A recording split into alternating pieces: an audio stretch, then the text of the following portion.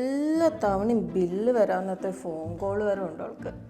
ഈ തവണ എന്തായാലും ബില്ല് അവളെ കൊണ്ട് കൊടുപ്പിക്കണം. ഇന്ന് നിന്റെ വകയല്ലേ ട്രീറ്റ്? എൻ്റെ ട്രീറ്റോ? അല്ലെങ്കിൽ ഹോം ലോണിൻ്റെ EMI കൊണ്ട് ഞാൻ ഇവിടെ പൊറുതി മുട്ടി നിൽക്കുക. അപ്പോഴാണ് നിന്റെ ട്രീറ്റ്. ഈ വീടെടുക്കാൻ പോയതേ ഒരു മണ്ടത്തരായിട്ടിരിക്കുക. അപ്പോഴാണ് ട്രീറ്റൊക്കെ.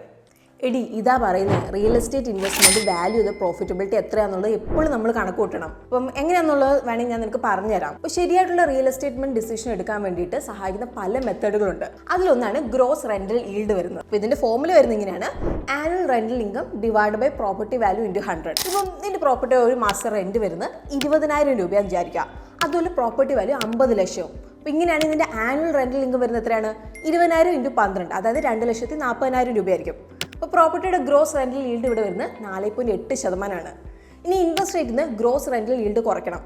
ഇപ്പോൾ ഇവിടെ ഇൻട്രസ്റ്റ് റേറ്റ് 12% വിചാരിക്കുക. അങ്ങനെയാണെങ്കിൽ 7.2% വരും. സോ ഇവിടുത്തെ ഒരു തമ്പ് റൂൾ അനുസരിച്ച് 6% കൂടുതലാണെങ്കിൽ എക്സ്പെൻസീവ് ആയിരിക്കും. ഇനി 4 മുതൽ 6ൻ്റെ ഇടയ്ക്കാണെങ്കിൽ ഫെയർ ആണ്. ഇനി 4ന് താഴെയാണെങ്കിൽ ചീപ്പാണ്. ഇവിടെ ഒരു കാര്യം കൂടി ഉണ്ട്, ഈ ഈൽഡൊക്കെ പ്രോപ്പർട്ടി ലൊക്കേഷൻ കൂടെ അനുസരിച്ചിരിക്കും. അപ്പോൾ ഇത് ഇന്ത്യയിലുള്ള ടോപ്പ് സിറ്റീസിൻ്റെ നിലവിലുള്ള റേറ്റ് ആണ് ഞാനിപ്പോൾ പറഞ്ഞത്. എടി ഇതൊക്കെ നീ നേരത്തെ എന്നോട് പറഞ്ഞു തരണ്ടായിരുന്നോ? വാങ്ങുന്നതിന് മുമ്പ് നീ ഗ്രോ മലയാളം സബ്സ്ക്രൈബ് ചെയ്തില്ലായിരുന്നല്ലോ. അപ്പോൾ ഇനിയെങ്കിലും ഇതുപോലുള്ള ഇൻഫോർമേഷൻ മിസ്സാവാതിരിക്കാൻ വേണ്ടിയിട്ട് ഇന്ന് തന്നെ നീ ചാനൽ സബ്സ്ക്രൈബ് ചെയ്യാൻ നോക്കും. ഇനിയെങ്കിലും ഇതുപോലുള്ള ഇൻഫോർമേഷൻ ഒന്നും മിസ്സാവരുത്. ചാനൽ ഞാൻ ഇന്ന് തന്നെ സബ്സ്ക്രൈബ് ചെയ്യട്ടെ. അപ്പോൾ എങ്ങനെയാ, നിങ്ങളും ചാനൽ സബ്സ്ക്രൈബ് ചെയ്യുമല്ലേ?